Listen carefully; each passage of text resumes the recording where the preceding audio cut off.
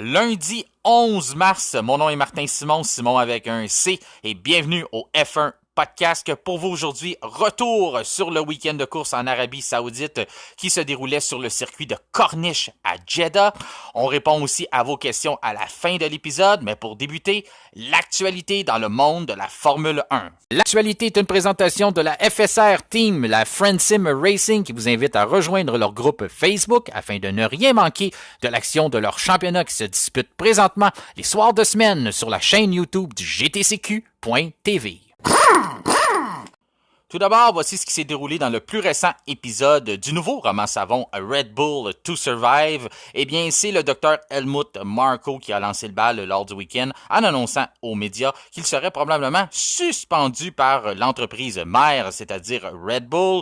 Il aurait transmis ou partagé des informations confidentielles, du moins c'est ce qu'on prétendait, et lui en disant qu'il serait probablement suspendu, eh bien c'était tout comme plaidé coupable. Finalement, lors de la journée de dimanche, tôt en matinée, avant même le début du Grand Prix, il aurait eu une bonne conversation avec le nouveau directeur de la partie autrichienne, le président directeur général, c'est-à-dire Oliver Minzlaff plutôt. Eh bien, lors de cette conversation-là, on aurait tout réglé les problèmes, puis finalement, on dit, il n'y aura pas de suspension. C'est lui-même, encore une fois, Helmut Marko, qui est allé devant les médias pour dire, tout est réglé, tout est beau, je demeure chez Red Bull. Entre-temps, il y avait eu Max Verstappen qui avait été assez vocal à cette option-là de voir peut-être le docteur Marko quitter l'entreprise. Donc, on le sait, ils sont très près. Il a même une clause à son contrat qui stipule que si jamais le docteur Marko venait par quitter, ben lui aussi, il pourrait mettre fin à son contrat, tout comme si jamais les performances de la voiture descendaient ou n'étaient pas au niveau qu'il l'espère. Eh bien, tout ça, ça a été, on a mis ça de côté. Ensuite, il y a eu un point de presse de Christian Horner qui mentionnait que tout est beau, on va de l'avant, on construit vers le futur. Là, on se disait peut-être que c'est finalement le temps qu'on va pouvoir mettre ça derrière nous et passer à autre chose. Mais non, c'est pas le cas. Il y a un média allemand qui a relancé une nouvelle au cours de la journée de dimanche, comme quoi Christian Horner ne serait probablement pas au Grand Prix d'Australie, qui serait congédié. Donc, d'ici les 2 prochaines semaines, on verrait un congédiement pour le Britannique, qui est là depuis les tout débuts de Red Bull, depuis 2005. Encore une fois, les médias allemands ont lancé énormément de nouvelles. Puis quand je dis nouvelles, là, c'est vraiment entre parenthèses parce que c'est beaucoup de rumeurs et de spéculations depuis le début de cette affaire-là. On s'en donne à cœur joie de lancer tout le monde sur différentes pistes. À tous les jours, on sort quelque chose de nouveau, que ça soit vrai ou pas, qu'on ait nécessairement soit fondé ou que ça ne soit pas.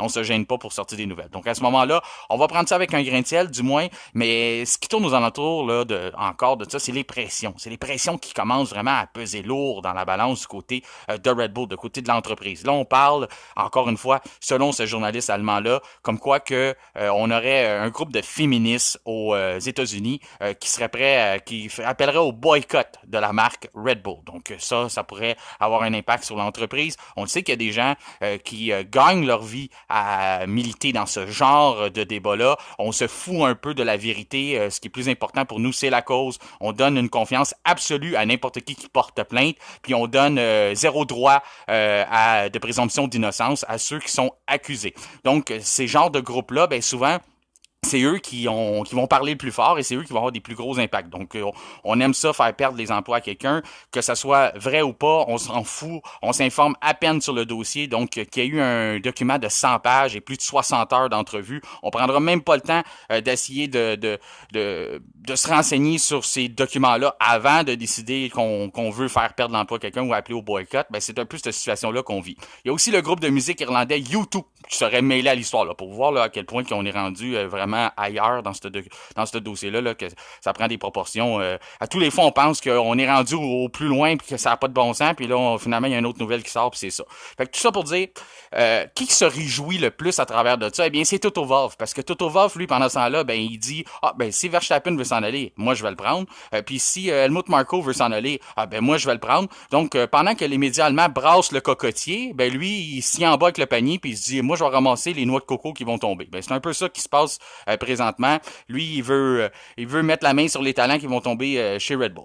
Qu'est-ce qui se produit aux alentours de ça? Qu'est-ce qu'on peut prétendre avec ça sans se lancer dans les théories de complot? Mais si on retrace les événements des derniers mois, si on retourne à ce qui s'est passé là, à la fin de la saison dernière, il y a eu une enquête qui a été lancé au sujet de la femme de Toto Wolff, qui était Suzy Wolff, qui est toujours Suzy Wolff, sa femme.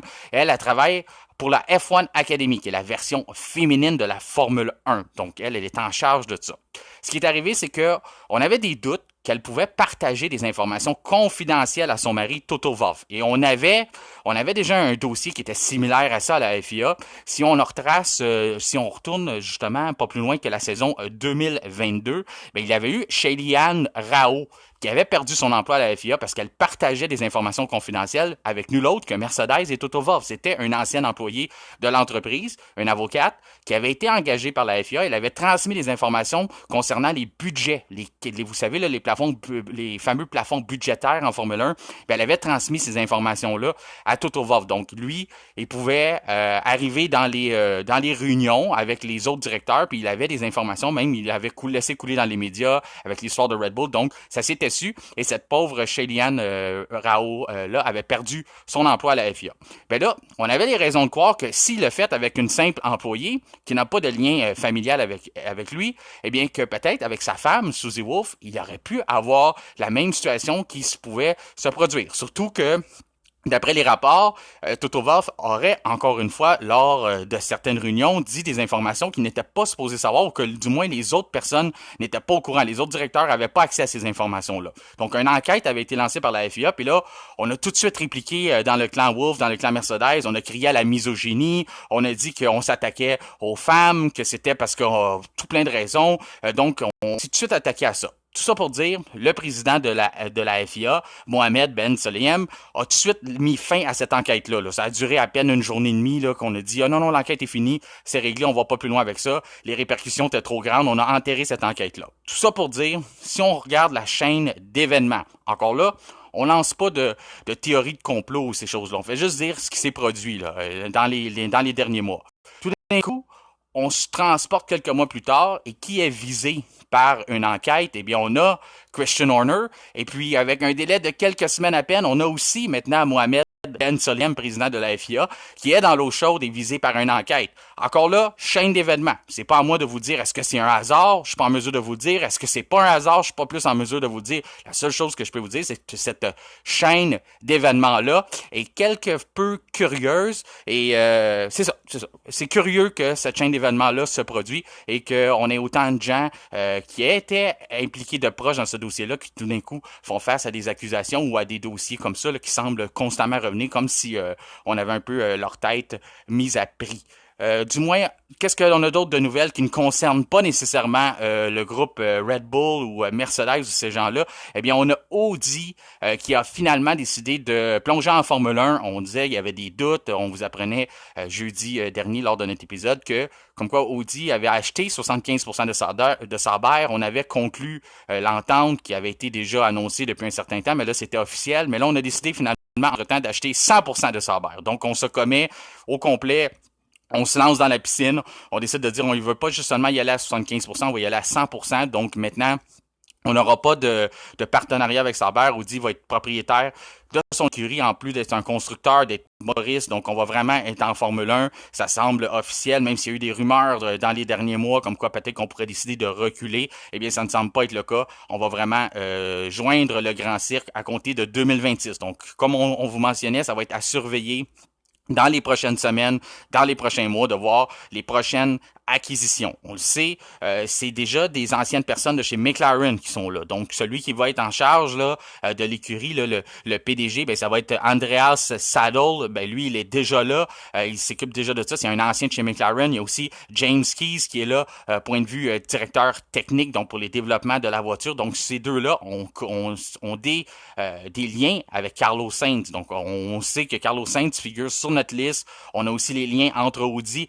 et Carlos Sainz senior, qui est un grand pilote de rallye, qui a des liens avec l'entreprise Audi, qui a justement gagné le rallye dernièrement. Donc, toutes ces choses-là pourraient rentrer en ligne de compte pour décider d'attirer l'Espagnol. Ça pourrait être notre pilote vedette pour lancer l'écurie, mais on voudrait l'apporter dès la saison 2025 pour question d'installer les bases solides pour l'écurie. Il y a aussi Nico Hülkenberg qui a souvent mentionné qu'il son agent, supposément, qui travaille pour lui trouver un siège. Est-ce qu'on voudrait tenter de reproduire ce qu'on a déjà fait du côté de Mercedes quand on s'est lancé en Formule 1, quand on est revenu en Formule 1 dans la saison 2010, on avait frappé un grand coup en sortant Michael Schumacher de sa retraite. Est-ce qu'on voudrait faire ça avec Sébastien Vettel? Présentement, on a de la compétition. On a Mercedes aussi qui cherche un pilote. Donc, il y a tout ça là, à surveiller. Mais là, le fait que c'est confirmé qu'Audi rentre en Formule 1, donc surveiller les prochaines transactions de ce côté-là. On va être très agressif. On a les moyens de se trouver deux bons pilotes, du moins déjà pour la saison 2025, les mettre en place. À part de ça, qu'est-ce qui arrive d'autre? Ben, on parle justement de Carlos Sainz. Mais Carlos Sainz, il y a eu une mésaventure. On vous parlait aussi dans le dernier podcast qu'il semblait vraiment pas bien lors des essais libres. Je l'avais jamais vu comme ça. Là. Il était vraiment faible. Il semblait avoir pris un coup de vieux même. C'était même dangereux là, pour lui de compléter ces deux séances-là. Eh bien, il a fait une appendicite plutôt. Donc, il a dû être hospitalisé. Il a été opéré d'urgence. On a eu des nouvelles comme quoi c'est bien déroulé. Il est correct. Ça nous rappelle un peu aussi Alex Albon qui avait eu la même chose. Il avait manqué 3 semaines d'action la saison dernière entre le Grand Prix de Monza et le Grand Prix de Singapour. Donc seulement 3 semaines qu'Albon avait manqué. Et en plus, Albon avait eu des complications, des problèmes respiratoires suite à l'opération. Il avait même été placé là, aux soins intensifs pendant quelques jours suite à son opération. Donc il a quand même pris seulement 3 semaines pour être de retour dans la voiture. Par exemple, c'est quoi la différence? C'est que on n'a pas 3 semaines entre le Grand Prix qui vient de se terminer le prochain. On a seulement 2 semaines d'ici l'Australie. Donc, est-ce qu'on pourrait déjà espérer de voir Carlos Sainz dans la voiture? On vient juste de vous en parler, le dossier, il se cherche un nouveau contrat. Donc, est-ce qu'il pourrait être tenté de précipiter son retour ou du moins, il était déjà dans les paddocks durant le Grand Prix samedi. Donc, il semble impatient déjà de retrouver la forme et de regagner son volant et être sûr de montrer là, qu'il est capable. Il avait bien fait au premier Grand Prix, donc il veut continuer sur cette lancée. On parle de Carlos Sainz qui a pas pu compléter le Grand Prix, ben ça l'a laissé la place à Oliver Burman, qui est un jeune Britannique de 18 ans. On vous en a parlé un peu à l'émission dernièrement parce que c'est le coéquipier du jeune qu'on prévoit peut-être mettre chez Mercedes aussi. Un autre de la longue liste qui pourrait se décrocher un volant, déjà en Formule 1, il est jeune aussi, c'est le jeune Kimi Andrea Antonelli. Ben, à ce moment-là, les deux sont coéquipiers en Formule 2. Donc, ça va être intéressant de voir Berman retourner en Formule 2 aux côtés d'Antonelli. On a déjà vu ce qu'il a fait lors du week-end. On va en parler un peu plus tard, mais il était très impressionnant. C'est lui qui avait même la pole pour la Formule 2. Donc, il a dû laisser sa pole position. Je suis sûr qu'il n'y a pas pensé 2 fois. Il avait une chance d'aller piloter en Formule 1, d'être au volant d'une Ferrari. Donc, ça ne l'a pas dérangé. Mais c'est lui qui aurait dû partir en pole en Formule 2 dans le même week-end, en Arabie Saoudite. Donc, il aurait dû être là. Mais il a décidé il a eu une promotion là, de piloter la Ferrari. Il a très bien fait. Donc, ça va être intéressant de le voir retourner et d'être aussi capable de mesurer Antonelli face à Berman. Là, les deux un contre l'autre. Quand on pense que Mercedes réfléchit à peut-être l'emmener en Formule 1 malgré qu'il est jeune, le dire, lui donner une chance chez Mercedes ou le placer chez Williams, du moins, de le voir aussi contre Berman qui a déjà eu une entrevue, si on peut dire, là, un essai en Formule 1 dans une vraie course, un circuit pas facile, de mesurer les deux là, dans la même voiture tout au long de la saison. Ça va être très intéressant. Donc, je vous invite à suivre ça si vous avez des façons, là, si vous avez F1 TV ou des fois, on pouvait voir les faits saillants sur YouTube, de suivre la saison en Formule 2. Ça devrait être très intéressant. Si ce conclut l'actualité, maintenant, passons aux séances de qualification. Séance de qualification, eh bien, avant d'analyser, il faut tout d'abord commencer par les grandes lignes, c'est-à-dire vous donner les résultats. Eh bien, c'est Max Verstappen pour une deuxième fois en autant de courses qui a signé la pole position. Il a signé ça devant Charles Leclerc dans sa Ferrari. Sergio Perez, le coéquipier de Verstappen, a pris le 3e rang. L'Espagnol de 42 ans à bord de sa Aston Martin, Fernando Alonso, s'est aligné 4e sur la grille. Piastri a été la première des McLaren, donc 5e devant son coéquipier Lando Norris. George Russell, pour une 2e semaine consécutive, il a été la plus rapide des Mercedes en qualification en se qualifiant devant son coéquipier, le 7tuple champion du monde, Lewis Hamilton. Yuki Tsunoda, après une montée de lait la semaine dernière, eh bien, il a bien fait en qualification en se qualifiant 9e. Stroll, 10e. Oliver Berman, qui en était seulement à la 2e fois qu'il embarquait dans sa Ferrari, lui qui avait eu la période de EL3 plus tôt le matin, où il avait bien fait aussi, eh bien, il a signé le 11e temps. Il a tout juste manqué la coupure pour se présenter en Q3. Donc, chapeau à lui pour la première fois sur un circuit pas facile comme celui d'Arabie Saoudite. C'était très impressionnant, une très belle performance de sa part. Alex Albon, 12e dans sa Williams. Magnussen, 13e. Ricardo, 14e. Hülkenberg, 15e. Bottas, 16e. 17e pour Ocon. 18e pour Gasly. 19e pour Sargent. Et puis Joe a eu quelques difficultés parce qu'il avait eu une grosse accident lors de la EL3, donc le temps qu'on réussisse à remonter sa voiture, il n'a à peine eu le temps de faire un tour, donc c'est impossible pour lui de se qualifier et de faire mieux que ça. Pour les analyses, qu'est-ce qui s'est passé? Ben, on a du positif. Le positif, c'est qu'on a encore une fois 6 écuries différentes dans le top 10. Donc ça, c'est très bon. On a aussi, c'est positif là, pour la suite, là, dans la saison, qu'on n'a pas un si gros écart que ça entre 6 écuries. Donc on a encore Max Verstappen qui est dans une classe à part, mais quand on regarde les temps là, entre la 2e place, aller jusqu'à environ la 5e place, eh bien, c'était à une erreur près ou à un peu de performance sur la voiture, quelques améliorations au cours de la saison qui pourraient venir changer l'ordre de qualification. Donc encore là, on demeure positif. Il y a seulement 2 Grands Prix de fait dans la saison. Qu'on soit encore aussi proche que ça, qu'il n'y a pas des plus gros écarts, eh bien ça, encore là, c'est du positif. Qu'est-ce qu'on fait si on compare à comparer de l'année passée? Donc si on regarde avec 2023, la pole, c'était Sergio Perez qui l'avait eu. Il avait inscrit un temps de 1:28.265. Max Verstappen au cours du week-end a fait une 1:27.472. Donc on parle d'environ 8 dixièmes d'amélioration d'une année à l'autre. Là. Depuis la saison dernière, aller à la saison qu'on a débuté 2024. Donc, on a gagné 8 dixièmes chez Red Bull par rapport au temps. Faut faire attention, 8 dixièmes, ça peut paraître énorme, mais on est en train de comparer un temps, par exemple, de Sergio Perez et de Max Verstappen. On sait que Verstappen a une moyenne, normalement, d'être plus rapide que Perez, environ 2 dixièmes. Donc, on pourrait dire que c'est environ une amélioration, là, que Red Bull, on est à peu près 6 dixièmes d'amélioration par rapport à l'année passée. Ce qui est gros. On parlait d'une demi-seconde en début de saison, on parle de 6 dixièmes sur un circuit qui est plus long.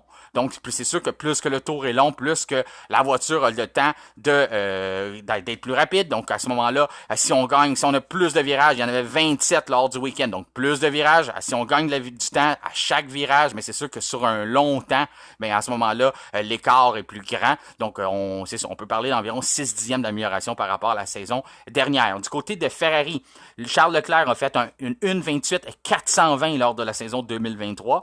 Et lors du week-end, il a fait 1:27.791. Donc, on parle d'environ 6 dixièmes d'amélioration, ce qui est très bon aussi. On voit qu'on a travaillé fort durant l'hiver. Encore là, le problème, c'est que Red Bull a aussi fait des gains, mais du côté de Ferrari, on voit qu'il y a eu une grosse amélioration, par contre, à comparer de la saison dernière. Une des plus grandes améliorations qu'on a pu noter, bien, c'est celle de Fernando Alonso, qui avait inscrit un temps de 1:28.730 en 2023 et qui a inscrit 1:27.846. Donc, c'est pratiquement 9 dixièmes, on peut quasiment dire une seconde d'amélioration, ce qui est énorme en Formule 1 pour juste pendant une saison morte qu'on a réussi à gagner ça. Donc, c'est des gains significatifs.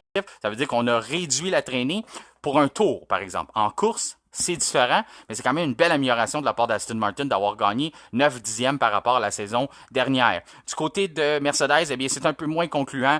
George Russell qui a fait 1:28.857 en 2023 et qui a fait 1:28.316 lors du week-end. Donc, on parle d'une demi-seconde d'amélioration par rapport à la saison dernière. Là où que ça se gâche, eh bien, on sait, là, des fois, il y a des circonstances aussi. Là, faut pas tout prendre ça. Ces statistiques-là sont bonnes à regarder, mais il y a toujours les températures qui peuvent être différentes, même si c'était quand même assez semblable. Aussi, des fois, c'est les week-ends, qu'est-ce qui s'est passé, le trafic, pas de trafic. Mais si on regarde Alpine était 1,5 secondes plus lent que la saison dernière. Ça, c'est catastrophique, ça. C'est de dire qu'on a travaillé tout l'hiver, on a mis tous ces efforts-là pour perdre 1,5 secondes par rapport à l'an dernier, là. Je sais qu'il s'est passé des circonstances, il y a eu quelque chose, on a sûrement mal choisi les réglages, on essaye des choses avec la voiture, on a tellement eu un mauvais week-end à Bahreïn qu'on se dit, faut qu'on rattrape ça. Donc, on est peut-être vraiment dans une phase expérimentale chez Alpine, mais du moins, là, d'être 1,5 secondes plus lent que 2023, et ça, c'est pas ce qu'on veut voir, en tout cas. Ça, c'est pas des bonnes nouvelles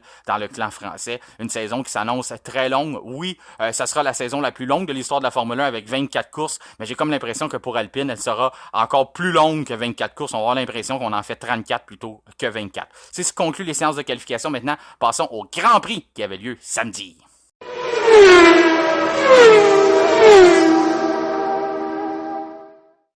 Deuxième Grand Prix de la saison.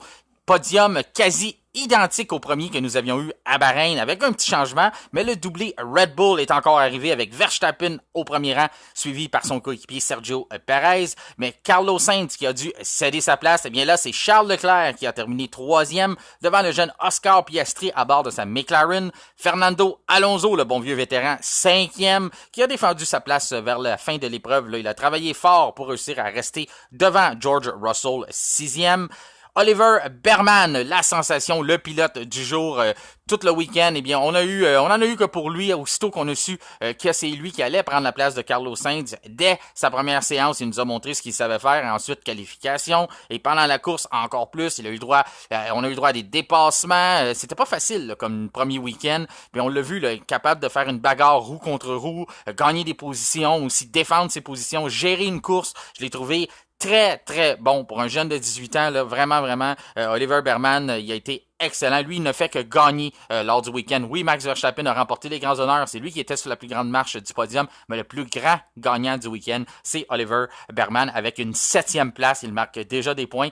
Oui, des gens vont pouvoir dire, ouais, mais il est à bord d'une Ferrari, c'est normal qu'il gagne des places. Il était plus loin, il part 11e. Je comprends tout ça. Mais il est capable de compléter les dépassements avec l'assurance qu'il avait. Gérer une course, c'est vraiment les petits détails qu'on peut regarder qui ont fait la différence de dire, ce gars-là, un jour, va être un pilote de Formule 1. Est-ce qu'il va être champion du monde? Il est beaucoup trop tôt pour le dire. Mais est-ce que ce gars-là a sa place en Formule 1? Oui. Demain matin, avant un gars comme Logan Sargent, je mettrais Oliver Berman. On va l'emmener même plus tard à qu'est-ce que je ferai avec ce jeune Britannique-là. Il a fini devant un autre Britannique, c'est-à-dire Lando Norris, devant un autre Britannique, le septuple champion du monde, Lewis Hamilton, qui a terminé 9e, Hülkenberg 10e. Très belle performance de Hülkenberg, qui a été aidé par son coéquipier Magnussen. On s'en vient là. Albon 11e, et on arrive à Magnussen 12e. Lui, là, il a vécu 2-3 tours, là, d'enfer, dans le sens que 20 secondes de pénalité en dedans de 3 tours, j'étais là, qu'est-ce qu'il fait? C'est n'importe quoi, des mauvaises manœuvres, puis tout ça. Là, sa course était bousillée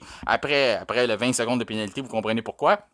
Il a décidé de se transformer en bouclier pour Hülkenberg et pour Haas pour aider Nico à remporter des points. On sait que chez l'écurie américaine, tous les points sont importants. Il faut travailler très, très fort. Eh bien, c'est ce qu'il a fait. Il a retardé à peu près tout le monde. Il a gâché le spectacle parce que c'est fini qu'on a vu Magnussen à la TV pratiquement tout le Grand Prix bloquer les Ocon derrière, Sargent, Tsunoda, Ricardo, Bottas, et puis Joe.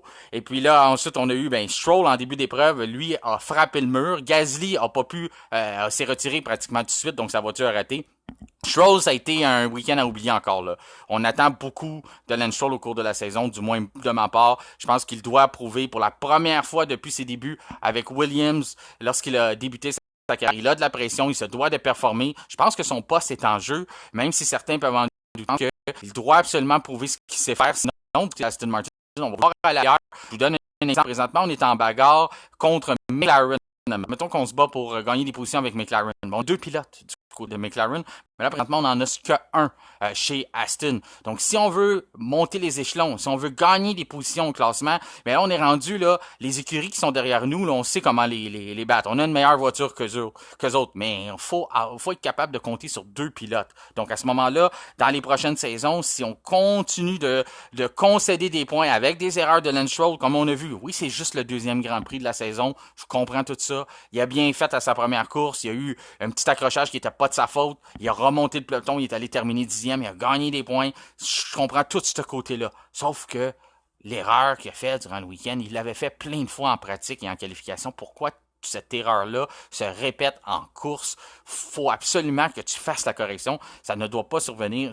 C'est vraiment un problème pour Lance Stroll et c'est des points précieux qu'on a perdus. On pouvait espérer faire beaucoup mieux, du moins marquer des points avec 2 voitures, mais plutôt on a laissé ces points-là. Donc c'est tout ça qui va faire la différence à la fin si on veut gagner des positions, justement, notamment contre McLaren ou même Mercedes. Pour l'instant, Mercedes n'a pas le départ canon, là. On n'a pas nécessairement la meilleure voiture qu'on pensait avoir. On n'a pas une amélioration notable par rapport à notre W14. Donc Aston Martin pourrait gagner cette position-là, mais pour l'instant, on est en train de laisser filer un peu l'occasion du début de saison qu'on pourrait peut-être pour bâtir une certaine avance contre ces ce rivaux allemand.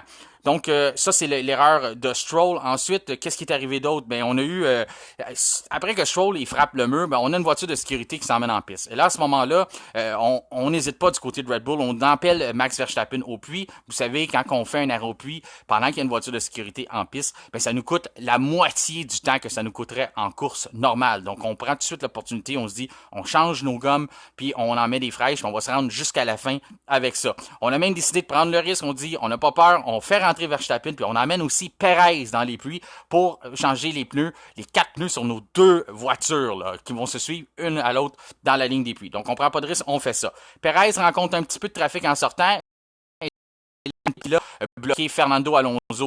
5 secondes de Perez, mais on a la puissance pour vaincre ça au cours de la course, donc on prend la pénalité. C'est pas grave, mais ça, c'est ce qui arrive quand on essaie de rentrer 2 voitures en même temps dans les pluies, puis qu'il y a du trafic, parce que là, tout le monde veut y aller à cause que la voiture de sécurité, il y a cette occasion-là qui se prête à nous.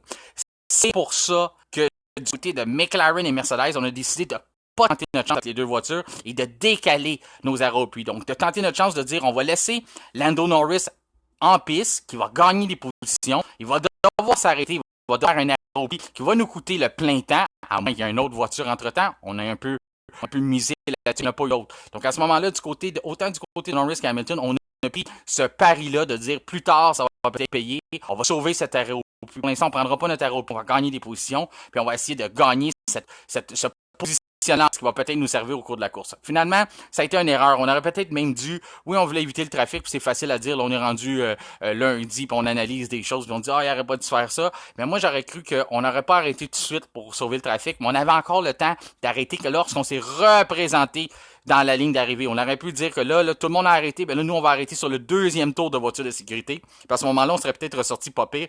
On n'a pas pris cette occasion-là, on a décidé de dire, on demeure en piste, mais on est forcé de dire aujourd'hui avec les résultats que ça n'a pas été payant parce que du côté de Norris, on s'est lancé 5e, puis là finalement il a terminé 8e derrière Berman, puis même chose pour Hamilton, il s'est lancé beaucoup mieux que ça, finalement on termine 9e. Donc c'est ça le petit, on peut dire une erreur ou une mauvaise stratégie ou un essayé un pari qui a pas fonctionné, on se dit qui tente rien n'aura rien non plus, mais à ce moment-là, j'aurais aimé qu'on fasse la décision un peu différemment, surtout qu'on a quand même des bonnes voitures, donc de se dire c'est pas la peine du monde d'arrêter au plus, rencontrer un peu de trafic, on sauve la moitié d'un arrêt au puits, sauf quand même qu'on perd 1 seconde de plus, qu'on fait un arrêt de 4 secondes dans les puits, mais on gagne quand même versus un arrêt complet. Donc, on aurait dû quand même tenter notre chance. Mais on sait chez Mercedes, au cours des dernières saisons, depuis 2021, c'est pas trop facile de savoir comment on gère une voiture de sécurité. On semble encore être en train d'analyser ça, mais on semble toujours là à jongler un peu avec nos données aussitôt qu'une l'occasion se présente à nous de dire c'est quoi qu'on fait. Puis de l'autre côté, ben, chez l'écurie qui remporte des championnats depuis les 3 dernières saisons, ben, ou du moins les 2 dernières saisons du côté constructeur, ben, on sait quoi faire. Aussitôt qu'il y a une voiture de sécurité, on n'hésite pas, on profite de l'occasion, on sait exactement, on est prêt à ces circonstances-là, puis on les gère, on se trompe pas, pour l'instant on se trompe pas souvent, puis c'est payant au bout de la ligne. Ce qu'il y a eu en piste, ben, moi, Lando Norris m'avait induit en erreur au cours du week-end parce qu'en qualification, il avait dit on n'a pas la vitesse pour dépasser. Puis là, on n'a pas de vitesse en ligne droite. Là, je dis ouais, si. On a vu ça un peu dans les qualifications. OK, peut-être. Puis là, finalement, au cours de la course, au début, ça avait l'air pas si pire au début, quand la course a commencé.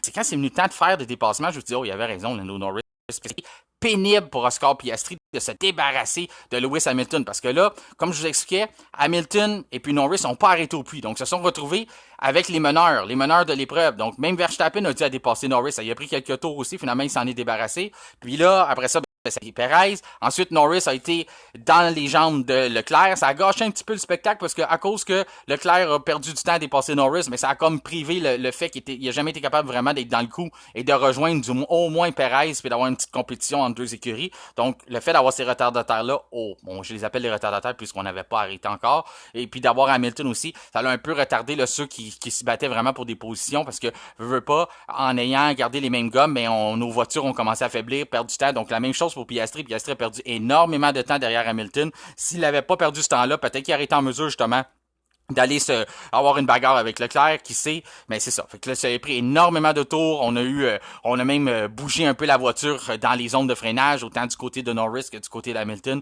Donc, on a eu ces petites bagarres-là en piste, mais c'est ça. On a pu voir que c'est vrai, Norris a tout à fait raison qu'on a de la difficulté avec notre vitesse en ligne droite. Donc, des vitesses vitesse dans les grandes lignes droites.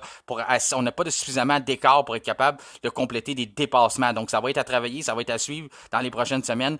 Oui, c'était le même problème la saison dernière. C'est pour ça que ça m'avait un peu surpris quand le directeur de l'écurie avait dit « Ah, ça va être une bonne piste pour nous. » Parce que la saison dernière, c'était dans des virages rapides qu'on était capable de gagner de la vitesse du côté de McLaren. Donc, d'arriver, se présenter en Arabie Saoudite, puis de dire « Ah, ça va être un bon circuit pour notre voiture. » On a vraiment apporté des changements, puis on a fait des corrections à ce qui était le problème de la saison dernière, mais c'était pas le cas. On a vu que le problème était toujours là. Donc, à suivre si on a des remèdes à venir dans nos prochaines améliorations. On sait que du côté de McLaren, on a mentionné qu'on avait des améliorations prévues pour les Grands Prix asiatiques. Donc, pour celui de Chine, celui de Japon, on a des choses qui s'en viennent. Donc, ça va être intéressant de voir si on a quelque chose qui va être capable de contrer ce problème-là qu'on a un peu.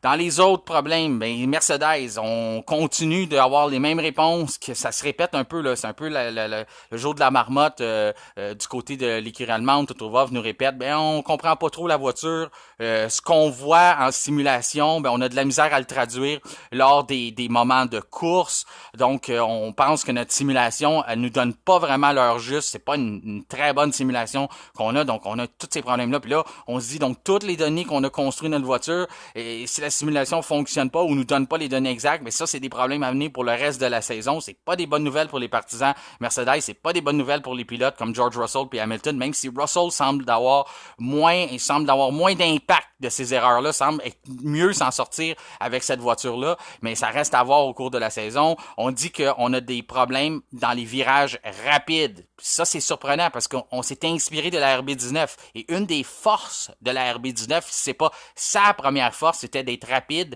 justement d'être très très vite dans des virages rapides. C'est là qu'on était capable de gagner de la vitesse sur un tour. Oui, on avait le DRS, on était bon en ligne droite, mais c'est surtout dans les virages rapides qu'on était capable de se faire justice. Donc d'avoir copié la RB19 ou du moins de savoir inspirer de la voiture et de ne pas être capable de suturer des performances en virage rapide, ben on se dit il y a quelque chose qu'on a raté. Le concept n'a pas été maîtrisé. On le voit que on l'a entendu souvent. Copier, c'est pas si évident que ça. C'est un tout. Il faut vraiment maîtriser tous les éléments pour être capable de suturer la même performance qu'une autre voiture quand on veut s'inspirer d'elle. Donc, ce petit côté-là, là, on voit qu'on le maîtrise pas. Donc, c'est un peu inquiétant de savoir pourquoi on n'est pas capable de comprendre ce qui se passe en simulation et de le traduire en piste. Ça va être important de voir ça, mais c'est le même problème qui arrive depuis la nouvelle réglementation chez Mercedes, de dire on comprend pas notre voiture, on comprend pas elle est où la fenêtre de performance. Donc quand vient le temps de faire les ajustements pour un week-end de course, on est un peu partout, on essaye des choses, des fois ça fonctionne, des fois ça fonctionne le lendemain. Donc toute cette improvisation-là, où on n'est pas capable vraiment de comprendre la voiture. Donc ça cause des problèmes, ça retarde les réglages d'un week-end, d'être à point pour vraiment être prêt pour les qualifications et pour le week-end de course. Donc à toutes les fois, c'est comme on recommence à zéro, on recherche des données, on accumule ces données-là, on les analyse, puis ensuite on essaie de trouver les bons réglages pour soutirer la performance, mais à tous les fois, là, on est un peu dans l'inconnu à chaque week-end, donc on se retrouve encore dans cette situation-là pour l'instant. Cette année, ça risque de voir si on est capable de corriger ça dans les prochaines courses. Du côté de Berman, là, j'en ai parlé, Magnussen, vous avez été nombreux à dire est-ce qu'il pourrait avoir sa chance en Formule 1? Est-ce qu'on a fait une erreur du côté de Ferrari d'aller vers un gars comme Hamilton quand on vient de voir qu'on avait un jeune talent à même nos espoirs, qu'on aurait pu faire graduer, en plus on va avec de l'expérience, on va avec un 7e champion du monde. Je pense que la prochaine étape pour Berman, c'est plutôt de lui trouver une place. Avant Ferrari, vous vous rappelez, Charles Leclerc avait fait ses débuts chez Alfa Romeo. On n'a plus cette possibilité-là. Comme en début d'épisode, on mentionnait, maintenant, c'est Audi qui a acquis l'écurie, qui a fait l'acquisition de l'écurie plutôt, Alfa Romeo, Sauber, et bien maintenant, on l'appelle Stack, Kick, Formula One Team. Eh bien, cette écurie-là appartient à Audi maintenant. Donc, on n'a plus le luxe de positionner un jeune pilote et de lui faire son apprentissage avant de le faire graduer avec la Scuderia.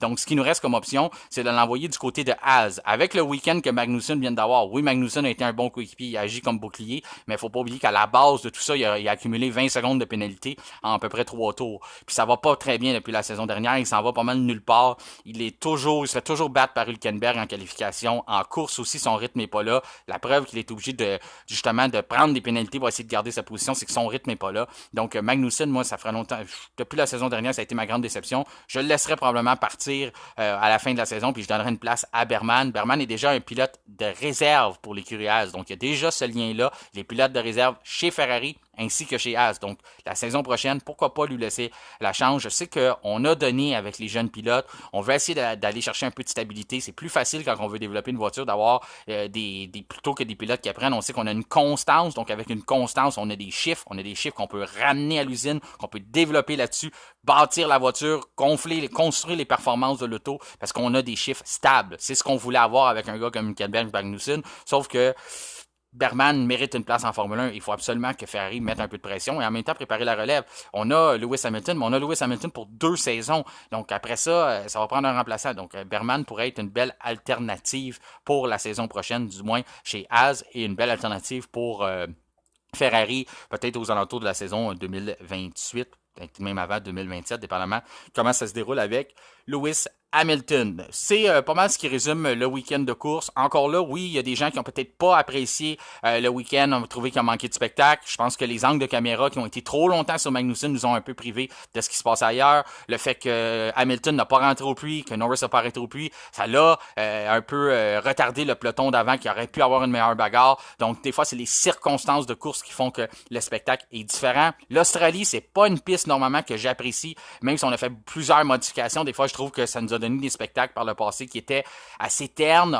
Depuis qu'on a changé, c'est une piste très rapide, une piste spectaculaire. La saison dernière, on a eu une course spectaculaire avec un drapeau rouge en fin d'épreuve. On a eu une autre relance, donc ça nous a donné un peu d'action. J'espère que c'est ça qui va venir ajouter un peu de piquant à la saison, puis qui va faire taire un peu là, les gens qui sont un peu impatients d'avoir quelque chose à se mettre sous la dent, là, plus que justement les victoires de Max Verstappen. Oui, ça fait partie du spectacle. Là. Il faut qu'il les mérite, ces courses-là. Il a travaillé très fort. On a eu Berman cette saison, mais qu'on puisse voir plus d'échanges. Puis ça s'en vient parce qu'on voit que les voitures sont prêtes. Là. Autant du côté McLaren, Aston, Ferrari, on voit toutes ces voitures-là, là, il y a de la bagarre qui s'en vient. Là. Si on continue de construire les voitures, de développer les améliorations, on va avoir des bonnes bagarres en piste. On a des bons pilotes, donc faut être patient. Je pense que ça s'en vient la saison, mais peut-être un peu de temps à se mettre en branle. Premier Grand Prix, on a eu Leclerc avec ses problèmes de frein. Ça nous a privé de des échanges entre la Ferrari et la Red Bull. Là, on a eu, comme je mentionne encore, les arrêts au puits décalés de 2 voitures. Donc, en Australie, en espérant que tous les petits parties de la recette vont se mettre ensemble, que ça puisse nous donner un bon spectacle, qu'on puisse avoir quelque chose d'intéressant à se mettre sous la dent. Du côté de Berman aussi, là, en terminant, il y a eu, on voit qu'en Formule 1, c'est pas facile. Là, que ceux qui pensent de gagner une course puis rouler en avant, conduire une voiture, tout le monde peut faire ça. Ben, même Berman, qui est habitué en Formule 2, qui course depuis qu'il est tout jeune, il est arrivé en Formule 1, puis après juste sa première séance d'essai libre, il y avait des problèmes avec son cou. Son cou le faisait énormément souffrir. On le voyait même pendant certains virages. Il n'était pas capable de tourner sa tête. C'était trop lourd. Et puis, même après la course, là, il avait beaucoup de mal dans le bas du dos et son cou lui faisait souffrir énormément. Donc, d'avoir réussi à faire cette épreuve-là, qui est pas facile en Arabie Saoudite, à toute vitesse, ce que ça demande physiquement, mais là, il a pu mettre ça dans son bagage. Mais quand on pense là, d'emmener des jeunes en Formule 1, je viens de le faire, de dire que la saison prochaine, mais on voit là, que faire 24 courses pour un jeune de 18 ans, la saison prochaine, de demander ça, on voit que ça prend plusieurs saisons construire son conditionnement pour être capable de performer sur 24 courses. Donc, il faut être patient avec les jeunes. Oui, il y a Logan Sargent qui commet beaucoup de bourdes, mais un gars comme Oscar Piastri, c'est normal c'est pas évident de construire un momentum, d'être capable, c'est un marathon, et d'être capable de survivre à ça, là, c'est très demandant physiquement. Donc, on l'a vu avec Berman qui tentait sa chance pour la première fois d'une Formule 1. Il a ressenti immédiatement la différence entre une F1 et une F2.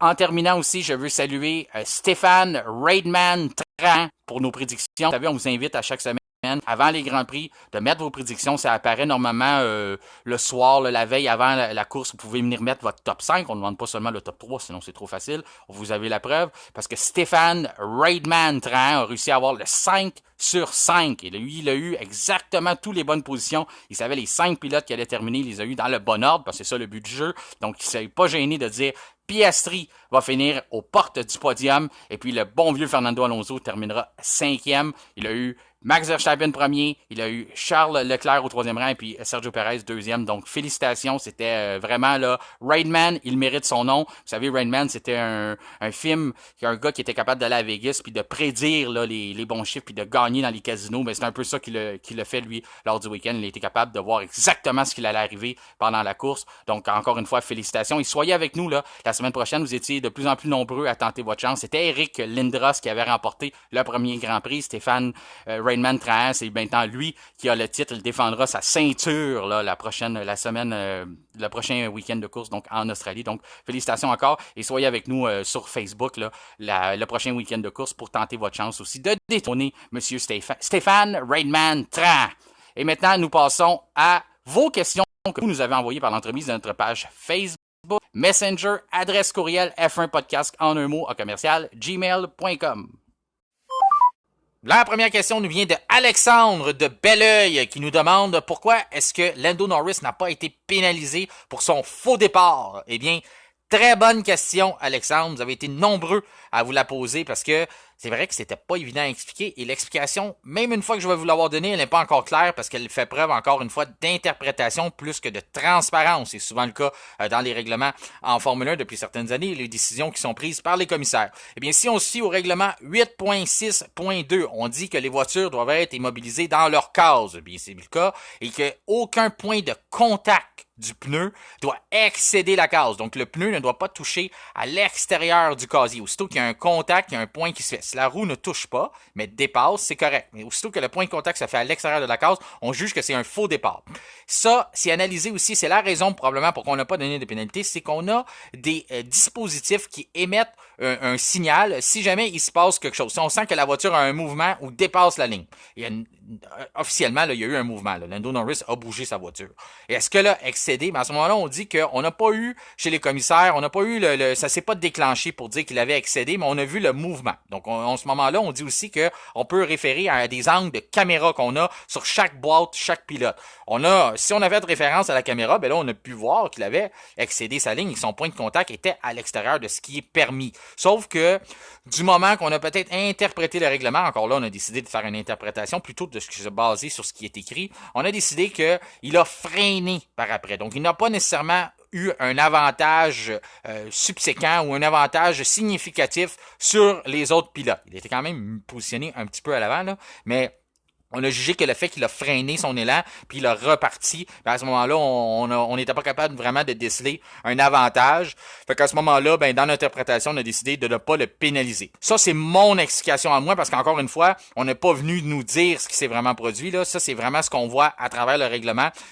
La seule raison que je peux voir que pourquoi on aurait dit c'est pas comme s'il a vraiment décollé, puis il a jamais arrêté. Il s'est rendu compte que sa voiture avait avancé, il a freiné, puis après ça, il a décollé. Donc, on lui a donné le bénéfice du doute. Mais ça, encore là, ça pourrait recréer des représailles là, dans les prochaines courses. Là, si jamais on venait à pénaliser quelqu'un d'autre, dire non, toi tu l'as pas fait, ben là, l'autre avait le droit de faire ça. Fait que, tu sais, encore là, on joue un peu avec le feu, mais c'est la seule raison que je peux vous donner du fait qu'il a freiné son élan. On lui a donné le bénéfice du doute de dire ben non, c'est correct, finalement, t'as pas gagné nécessairement davantage. Mais quand on regarde tous les données, tout ce qu'il y avait, surtout avec la prise de caméra, quand même que les avertisseurs n'ont pas émis le signal pour dire il est plus dans sa boîte, mais quand on se fie aux images vidéo telles que le règlement le stipule, mais normalement il aurait dû être pénalisé.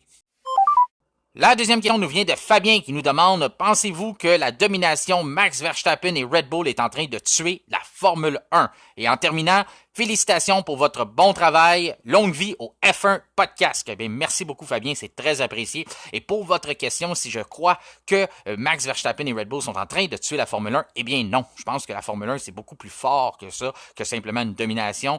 Oui, pour certains partisans, ça peut sembler catastrophique, mais comme j'ai déjà expliqué dans d'autres épisodes, je pense que toutes les dominations, que ce soit n'importe quel sport, on apprend à les apprécier une fois qu'elles sont terminées. On parle maintenant de Lewis Hamilton comme si c'était la plus grande domination, que c'était super intéressant pendant qu'il dominait, mais par contre, quand on la vivait, on ne disait pas ça. La même chose pour Michael Schumacher. Maintenant, quand on en parle, avec du recul, on dit « c'était les bonnes années, c'était les bonnes époques ». Mais je me rappelle d'avoir eu des conversations pendant cette domination-là, et les gens ne tenaient pas du tout ce genre de propos-là. On disait que Ferrari est en train de tuer la Formule 1, ainsi de suite. Ça prend de la compétition, ça n'a pas de bon sens. C'est ce qu'on disait. Ça y prendrait un bon coéquipier, on n'aimait pas les coéquipiers qu'il y avait. Tout ça, c'était toutes des conversations qui reviennent à chaque fois qu'il y a une nouvelle domination, puis on apprend à les apprécier une fois qu'ils sont terminés. Est-ce que les gens vont arrêter d'écouter la F1 à cause de ça? Ben, il y en a peut-être certains qui vont le faire. Sauf que, faut pas oublier que dans d'autres sports, là, les dominations, ça arrive. Regardez à la boxe, un gars comme Floyd Mayweather a eu 50 victoires d'affilée et même plus. Qu'est-ce que ça a fait? Ça a fait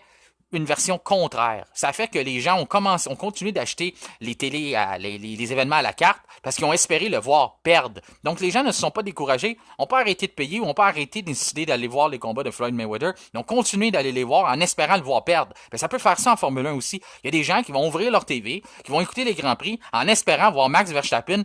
Malheureusement, là, sans qu'il arrive de danger, là, on souhaite pas ça, là, c'est pas le genre de choses qu'on souhaite en Formule 1, mais en espérant qu'il fasse une erreur, qu'il prenne le bac à gravier, qu'il prenne le gazon, puis qu'il commette une erreur, puis que quelqu'un d'autre emporte un Grand Prix. Donc oui, parlez-en en bien, parlez-en en mal, mais des dominations, ça fait que il y a des gens qui vont s'intéresser à ça pour d'autres raisons que le voir gagner ou le voir dominer. Il y a ces partisans, les partisans Red Bull vont s'en réjouir. Pendant ce temps-là, les autres partisans de Formule 1 sont des partisans de Mercedes ou de plein d'autres écuries. Ben, eux autres vont continuer d'écouter ça parce que ils aiment le sport, ils veulent encourager leur écurie, puis ils vont espérer voir Max Verstappen se planter ou voir Red Bull commettre une erreur. Donc, oui, il y a des gens qui vont continuer, ça va juste changer la raison pourquoi on écoute le sport. Aussi, quand je dis qu'on a la mémoire courte, qu'on oublie des dominations, qu'on oublie des choses comme ça, là, c'était la 115e victoire de Red Bull lors du week-end. On a réussi à accomplir ça, on a dépassé Williams au classement. Donc, Red Bull est en Formule 1 depuis 2005. Donc, depuis 2005 à 2024, on a remporté 115 Grands Prix. Du côté de Mercedes, on est revenu en Formule 1 en 2010, parce qu'on avait été là lors des années 50, là, pendant à peine 2 saisons. Mais en 2010, ça a été notre grand retour. Et depuis 2010, là, une séquence beaucoup plus courte, donc de 2010 à 2024, on a remporté 116 Grands Prix.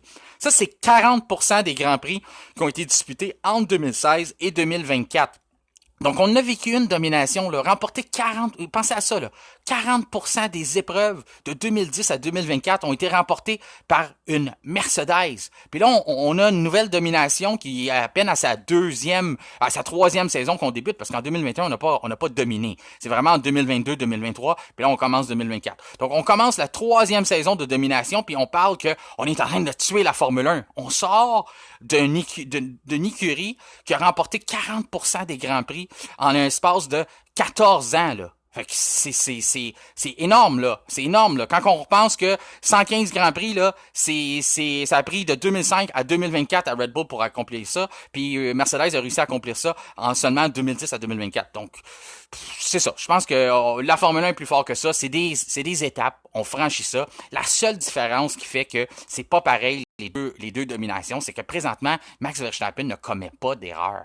C'est ça la grosse différence, c'est qu'il fait pas d'erreur. Lewis Hamilton nous avait habitués à en commettre quelques-unes. Il laissait une chance à ses adversaires, il laissait une chance à ses coéquipiers, que ce soit Valtteri Bottas, que c'était Nico Rosberg, ou même dans le temps quand il était avec Heikki Kovalainen chez McLaren, ou Fernando Alonso quand il avait fini égal dans les points dans sa première saison en Formule 1. Donc tout ça, là, il commettait des erreurs. Donc à ce moment-là, mais ça venait aider un peu le spectacle. Mais là, Max Verstappen, on est forcé d'admettre qu'il frôle la perfection depuis quelques saisons. Il est rentré en Formule 1 le plus jeune de l'histoire. Ça lui a pris du temps de se mettre en place. C'était à peine un adolescent. Mais depuis qu'il a pris ses élans, qu'il a pris ses aises, là, il en commet pas d'erreur. Donc, si au moins il était capable d'en commettre une de temps en temps, au moins à ce moment-là, ben, on aurait le droit à peut-être un peu plus de compétition ou laisser ouvrir la porte à ses adversaires, mais il les donne pas. Il n'ouvre jamais la porte aux adversaires. Donc, c'est là la différence entre les deux dominations. Mais on peut pas y en vouloir pour autant. La seule chose qu'on peut faire, c'est apprécier parce qu'une fois que ça va être terminé, on va raconter de dire, lui, dans le temps, c'était quelque chose, c'était quasiment un robot, il était quasiment parfait. Et, c'est ça qu'on va dire. Mais là, pour l'instant,